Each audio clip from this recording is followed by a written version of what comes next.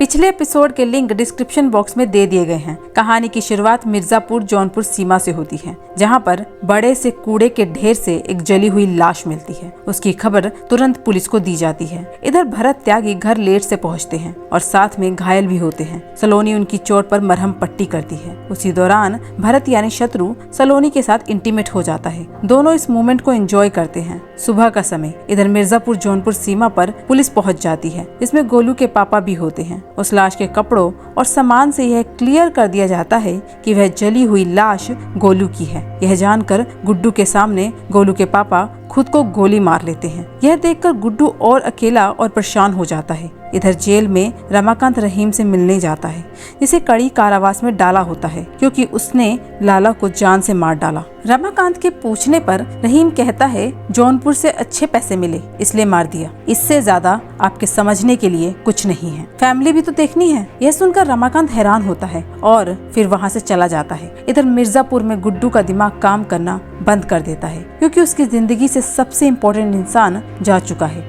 वह लगातार ड्रग्स लेता रहता है। गुड्डू अपनी फैमिली से मिलने जाता है, मगर उन्हें दूर से देखकर वापस लौट जाता है। इधर जौनपुर में कलीम भैया शरद को समझाते हैं कि त्यागी जानबूझकर गोलू के मर्डर का इल्जाम तुम पर डालना चाहता है। तब शरद कहता है मैं इसकी जिम्मेदारी लूंगा क्योंकि हर कोई मुझे ही खूनी समझेगा। तब कलीम भैया कहते हैं कि जिम्मेदारी लेने का मतलब है गुड्डू से डायरेक्ट दुश्मनी लेना। मगर शरद, याद रखना मैं हमेशा तुम्हारे साथ खड़ा रहूंगा। कहानी अब लखनऊ पहुंच जाती है, जहां शरद माधुरी से मिलने जाता है और दोनों गुड्डू को पकड़ने का प्लान बनाते हैं। इधर गुड्डू परेशान है कि वह अब अकेला पड़ गया है, इसलिए जेल में मिलने अपने पिताजी यानी रमाकांत जी के पास जाता है, जहां पर वह बोलता है कि इस सफर में मैं अकेला पड़ गया हूँ, अब क्या करे। तब रमाकांत कहते हैं मैं तुम्हारी कोई मदद नहीं कर सकता, मगर सर्वाइवल के लिए जरूरी है वही करना। गुड्डू वहाँ से निराश होकर वापस चला जाता है। इधर आईजी दुबे की पोस्टिंग मिर्जापुर में हो जाती है, मगर उसे वहाँ जाकर पता लगता है कि गुड्डू से मिलने के लिए उसे खुद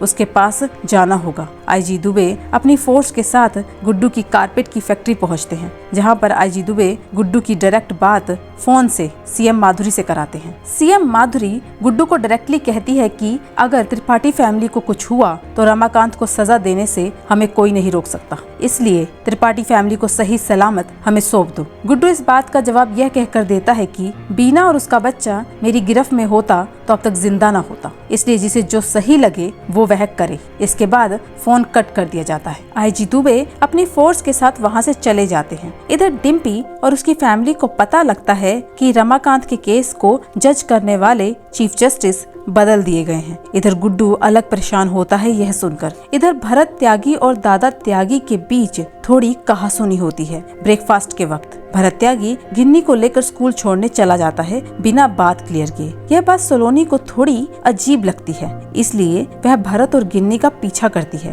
क्लास शुरू होने के बाद गिन्नी अपनी क्लास में चली जाती है और भरत बेसमेंट में जाता है। सलोनी भी उसका पीछा करते करते बेसमेंट पहुंच जाती है। जैसे ही भरत गोलू से मिलकर बाहर आ रहा होता है, तभी दरवाजे के पास सलोनी खड़ी होती है। सलोनी को देखकर गोलू जोर से बोलती है शत्रु, यह तुम्हारी भाभी है, अब तो तुम गए। यह सुनकर सलोनी समझ जाती है कि जिसे वह भरत समझ रही थी वह शत्रु है। सलोनी वहाँ से भागने लगती है, मगर शत्रु सलोनी को पकड़कर हड़बड़ी में गोलू वाले रूम में बंद कर देता है, मगर सलोनी का पर्स बाहर ही गिर जाता है। शत्रु रूम का बाहर से ताला लगाकर सलोनी का पर्स लेकर वहाँ से चला जाता है। इधर रमाकांत की सुनवाई का दिन होता है। कोर्ट में गुड्डू भी अपने आदमियों के साथ बैठा होता है, ताकि अगर जज ने रमाकांत को फांसी दी तो उस जज को वही मार देंगे। पुलिस भी वहाँ पर खड़ी होती है क्योंकि उन्हें गुड्डू को पकड़कर जेल में डालना है, जिसके लिए गुड्डू के हाथों कोई कांड होना जरूरी है। मगर जज के फैसला सुनाने से पहले रॉबिन कोर्ट में एक गवाही देता है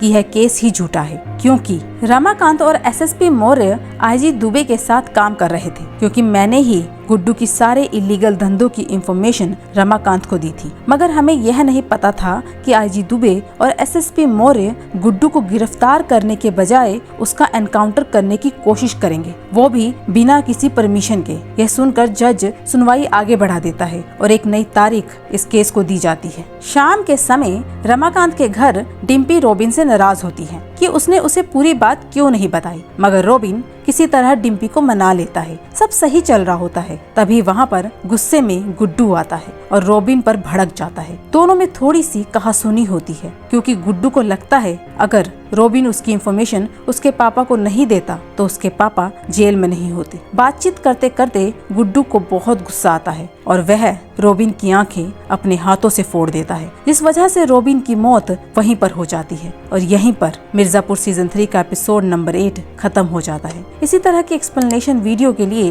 चैनल को लाइक, शेयर, सब्सक्राइब करना ना भूले। Thank you.